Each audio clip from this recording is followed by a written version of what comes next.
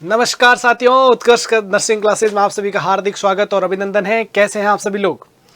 बिल्कुल जी हाँ, आप सबको पता है कि अपन जो आज बात करने वाले हैं, जो आपको पीछे थंबनेल से आइडिया लग रहा होगा, अपन किसके बारे में बात करने वाले हैं। सबसे इंपॉर्टेंट, आपको पता है उत्कर्ष परिवार आपकी हर छोटी छोटी बात का ख्याल रखता है और उसी ख्याल के अंदर आप कुछ गलती ना कर दे अपने एग्जाम को देने से पहले। उसके लिए मैं आपको कुछ लेके आया हूँ, कुछ खास जानकारी, और उन सारी जानकारियों का ध्यान रखिएगा और वीडियो को अंत तक देखिएगा ताकि अपन कोई ऐसी गलती ना कर दें जिसका अपने को बाद में बेहद अफसोस होता है। कई बार अपन छोटी कुछ चीज़ों को अपन बहुत लाइट ले लेते हैं और उन लाइट लेने की वजह से अपने को कई बार बड़ा नुकसान हो जाता है कि अपन एग्ज़ाम सेंटर का एड्रेस को अच्छे से नहीं पढ़ते हैं। तो एग्ज़ाम के सेंटर का एड्रेस अच्छे से पढ़ें, उसके रूट को अच्छे से असेस कर लें आपको कहाँ पहुँचना है, क्योंकि कई बार ट्रैफिक अलग जगह पर अलग तरीके से रहता है, पर्सन वहाँ तक समय पर पहुँच नहीं पाता और फिर आपने वहाँ पर गेट क्लोज हो जाता है और गेट क्लोज होने के बाद में आपको एंट्री नहीं दी जाती है।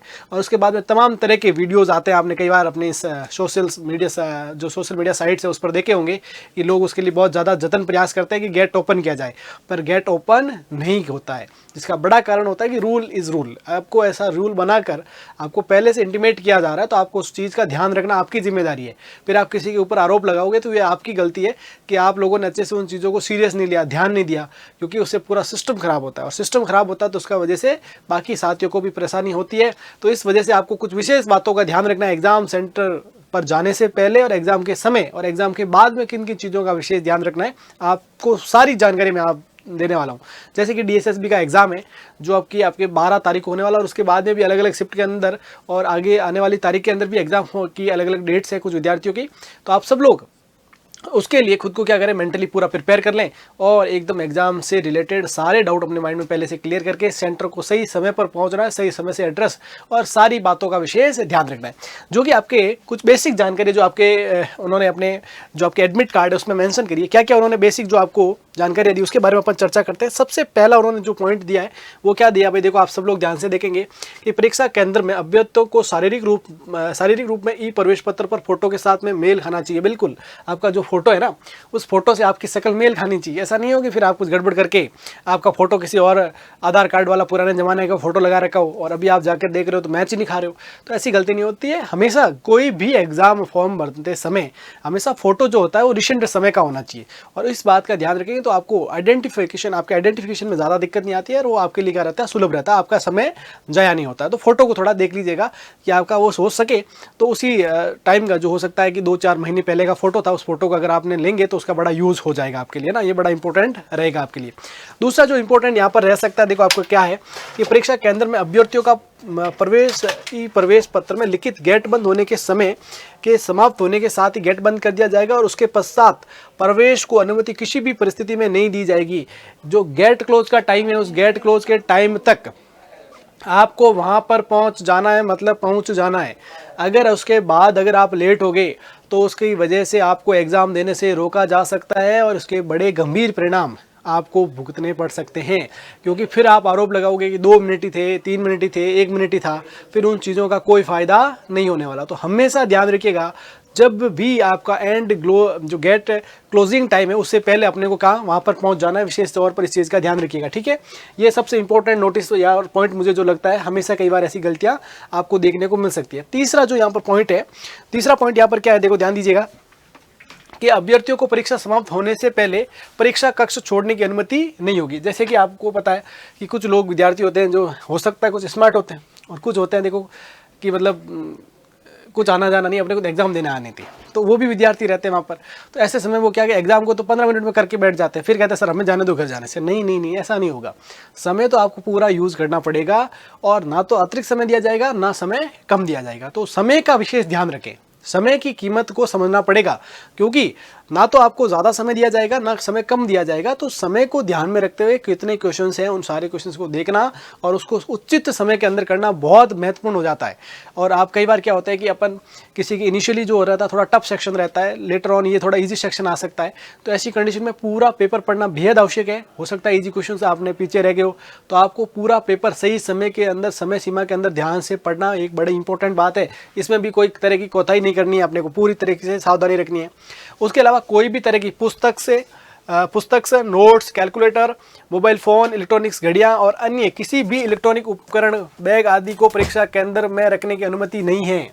कोई भी तरह की इलेक्ट्रॉनिक डिवाइस को वहाँ पर लेने की अनुमति नहीं है, ना अपने को कोई तरह की चिट लेके जानी है। चिट तो क्या लेके जा सकते हैं अपन, वहाँ पर ऐसा है नहीं कि भाई कोई थ्योरेटिकल पेपर कुछ लिखना है तो आपको चिट ले जाने वाले भी गलती नहीं करेंगे। ये तो मुझे आप लगता है समझदार है, ऐसी बेवकूफ़ी आप नहीं करने वाले, क्योंकि इससे बड़ा नुकसान क्या होता है कि ना केवल वो एग्जाम में आप पीछे रह जाते हैं, क्योंकि आपको पता है इससे अपने इस एग्ज़ाम के अंदर थोड़ा नॉन नर्सिंग कोर्स भी काफ़ी रहता है।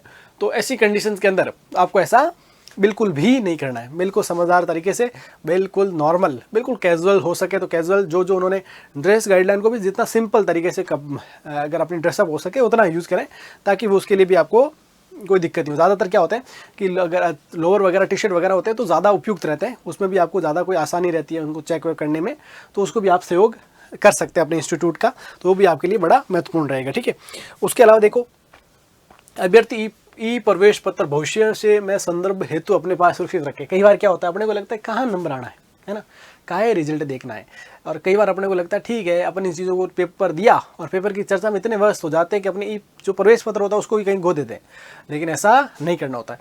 प्रवेश पत्र की जो इंपॉर्टेंस है, एक तो आपको रिजल्ट चेक करने में था ही है, अगर आपका सिलेक्शन हो जाता है तो उसकी वापस जब आपके डीवी वगैरह होते हैं तब भी उस जो एग्जाम के समय आपने जो प्रवेश पत्र यूज़ किया था उसका वहाँ पर चेक किया जाता है। तो उसके लिए अपने ई प्रवेश पत्र को भी अपने साथ में संभाल कर रखें, हो सकता है भविष्य में आपके काम आ जाए, है ना। तो ये दोनों पॉइंट यहाँ पर क्या रहेंगे, बिल्कुल महत्वपूर्ण रहने वाले हैं। उसके अलावा अभ्यर्थी अपने मोबाइल नंबर और ईमेल OARS में अपडेट करना सुनिश्चित करें, क्योंकि सभी सूचनाएं वेबसाइट, ईमेल और SMS के द्वारा दी जाएगी और व्यक्तिगत तौर पर कोई पत्राचार नहीं किया जाएगा।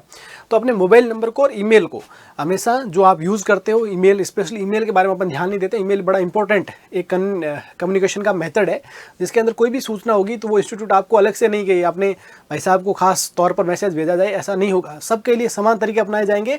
तो आपको मैसेज, आपके मोबाइल नंबर एक्टिव हो, वही नंबर आपको हमेशा फॉर्म में आगे भी फ्यूचर में आप फॉर्म भरो तब रखना है, और अभी भी जो आपने इस फॉर्म के लिए आपने जो मोबाइल नंबर दिया उसको आपको यूज़ में रखना है। और दूसरा ईमेल, जो भी सूचनाएं होगी वो आपको ईमेल के माध्यम से मिल सकती है, तो आपकी सूचनाओं का अपडेट रहना बेहद जरूरी होगा। कई बार आपको हो सकता है कि डीवी का पता भी नहीं चले, रिजल्ट का पता नहीं चले, जो कि आजकल थोड़ा कम होता है, क्योंकि अपन काफ़ी अलग अलग प्लेटफॉर्म से जुड़े रहते हैं और उत्कर्ष परिवार विशेष तौर पर आपको हर छोटी से छोटी जानकारी देता रहता है। तो आपके साथ में ऐसा होने की अपन संभावना कम रखते हैं, उम्मीद कम करते हैं, फिर भी खुद को सावधान रहना बेहद जरूरी रहेगा डियर, है ना। उसके अलावा अगर अपन बात करें, अभ्यर्थियों से निवेदन है कि वो महत्वपूर्ण संदर्भों हेतु DSSB website regularly for important information, है ना। कोई भी तरह की इंपॉर्टेंट इन्फॉर्मेशन हो तो रेगुलरली आपको जो DSSB की जो अपनी ऑफिशियल वेबसाइट है उसको आप चेक करते रहें, वहाँ पर आपको नोटिस के तौर पर मिल सकती है, तो उसका भी आपको ध्यान रखना है डियर, है ना। उसके अलावा कोई व्यक्तिगत रूप से सूचना नहीं देगा, आपको पर्सनल कोई तरह की सूचना नहीं दी जाएगी। ऐसा नहीं होगा कि आप वहाँ पर पहुँचे नहीं हो और आपको कॉल करके बताया जाएगा आप तो आए नहीं, ऐसा नहीं होगा। जो होगा पब्लिक जनरल नोटिस रहेंगे और जनरल नोटिस को आपको ध्यान रखना होगा। सभी अभ्यर्थी दिल्ली अधीनस्थ सेवा बोर्ड की वेबसाइट आपको ये DSSB.delhi.gov.in पर उपलब्ध सामान्य निर्देशों को डाउनलोड करें और सावधानीपूर्वक पढ़ें। जो भी इंस्ट्रक्शन है आपको इस वेबसाइट पर भी मिल जाएंगे और उसको सारा आपको पढ़ना है। वैसे मैं आपको वही इंस्ट्रक्शंस को आपको क्या कर रहा हूँ बता रहा हूँ, तो उसका भी आपको ध्यान रखना है। उसके अलावा DSSB परीक्षा में उपस्थित होने के दौरान उम्मीदवारों को निम्नलिखित ड्रेस कोड का पालन करने का निर्देश दिया गया है। कैसे ड्रेस कोड रहते हैं भाई, देखो ड्रेस कोड के अंदर आपको क्या करना है, आधी बाजू वाले हल्के कपड़े, हाफ, है ना, हाफ जो अपन कह सकते हैं ना, जैसे मैंने पहन रखा है हाफ स्लीव्स वाले शर्ट, और उसके साथ में पतलून पर बड़े बटन, ब्रोच, बैच, फूल आदि के बिना कोई तरह के ताम झाम वाले कपड़े नहीं पहने। सिंपल लोअर टी शर्ट में जाना सबसे फर्स्ट रहता है और वो आपको करना है। चप्पल पहनने, कम ऊंची एडी के सैंडल्स, हाँ, जूते की अनुमति नहीं है। हाँ, हाई हील्स यहाँ पर अलाउ नहीं है भैया। हाँ, हाई हील ते जच्चे वाला सिस्टम यहाँ पर लागू नहीं करना। आप परीक्षा देने जा रहे हैं, कोई फैशन शो में नहीं जा रहे हैं, ठीक है। तो आपको सिंपल शूज में भी अगर आपको ज़्यादातर हो, चप्पल हो तो ठीक है, या कम ऊंची के जो सैंडल्स हैं वो ज़्यादातर प्रेफर किए जाएंगे, जूते नहीं पहन के जाने, है ना। तो ये चीज़ें ध्यान रखिएगा, बेसिक जानकारी है ये। नीट यूजी के जो एग्जाम होते हैं ज़्यादातर वहाँ पर ऐसे इंस्ट्रक्शन होते हैं, तो ये इंस्ट्रक्शन आपके लिए भी है और आपको ध्यान रखना है। लोअर टी शर्ट को पहनकर एकदम सावधानीपूर्वक, बिना कुछ इलेक्ट्रॉनिक डिवाइस के एकदम फ्री होकर जाना, कुछ नहीं लेके जाना, मतलब, है ना। एडमिट कार्ड लेके जाना, ध्यान रखना। हाँ, एडमिट कार्ड और पेन, अगर वो पेन कई बार परमिशन देते हैं या नहीं देते तो पेन रख लेना। पेन अगर वो बाहर रखने हुए तो बाहर रख सकते हो। दूसरा अपने को क्या लेकर आना, एडमिट कार्ड, रिसेंट फोटो, बस ये, और उसके साथ में एक अपना आईडी प्रूफ। ये 3 चीज़ें मस्ट होती है, आईडी प्रूफ, फोटोज़ और उसके साथ में आपका एडमिट कार्ड, है ना। तीनों चीज़ें आपको विशेष तौर पर ध्यान रखनी है, ठीक है। उसके अलावा नोट करें, candidate are advise to bring e admit card examination centre along with one original photo ID, एक ऐसी आईडी जिस पर फोटो हो और ओरिजिनल फॉर्म होना चाहिए, फोटोकॉपी नहीं चलेगी, जैसे कि आधार कार्ड है, पैन कार्ड है, मस्ट ड्राइविंग लाइसेंस, ये 3 मुख्य है, जिसमें सबसे बेस्ट होता है आधार कार्ड। आधार कार्ड लेके आए जरूर, सबसे इंपॉर्टेंट आईडी रहती है वो आपको हो तो सबसे बेस्ट रहेगा, बाकी आईडी भी लेके आए तो कोई दिक्कत नहीं है, ठीक है। The candidate should return this first page of e admit card for all future references, है ना। जो आपका ई एडमिट कार्ड है उसको आपको रखना है, और कोई भी तरह की फ्यूचर्स इससे रिलेटेड आपके आगे चाहिए सिलेक्शन से लेकर जितने भी प्रोसेस होंगे उसके रिगार्डिंग ये काम आएगा, ठीक है। Candidate physical appearance in the examination centre should match with the photo on E admit card. देखो कैंडिडेट का खुद है कैंडिडेट, उसका और उसके एडमिट कार्ड पर जो फोटो से मिलान किया जाएगा उसमें ज़्यादा फर्क नहीं होना चाहिए, ध्यान रखिएगा, है ना। फोटो दे दिया शक्ति कपूर का और खुद दिख रहे हो आप अर्जुन कपूर, ये थोड़ा मैच करेगा नहीं, आपको थोड़ा क्लियर रखना है इसके बारे में। तो candidate are advise to follow the dress code strictly as given in the general instructions to the candidate. आपको स्ट्रिक्ट ड्रेस कोड को फॉलो करना भाई, है ना, बिल्कुल ध्यान रखना, बिल्कुल सिंपल वे में सिंपल तरीके से जाना, सब कुछ बिना कोई लाग लपेट के ज़्यादा कुछ आपको इंटरवेंशन करके नहीं जाना है, बिल्कुल सिंपल बन के जाना है, ज्ञान के भंडार को भर के आना अपने को वहाँ पर, ठीक है। उसके अलावा candidate has to submit self declarations, that is third page of e admit card. E admit card का जो थर्ड पेज है उसके अंदर कोविड के लेकर सेल्फ डिक्लेरेशन है, जिसके अंदर आपको ये सारी चीज़ें बतानी है कि आपको कोई बुखार वगैरह है कि नहीं है, फीवर है कि नहीं है, रनी नोज है कि नहीं है, रनी नोज है कि नहीं है, या फिर ब्रीदिंग प्रॉब्लम्स वगैरह तो नहीं है, आपका नाम, roll number, date of exam centre का नाम और सिग्नेचर कैंडिडेट की सारी, और शिफ्ट कौन सी है, ये सारी चीज़ें लिखनी है।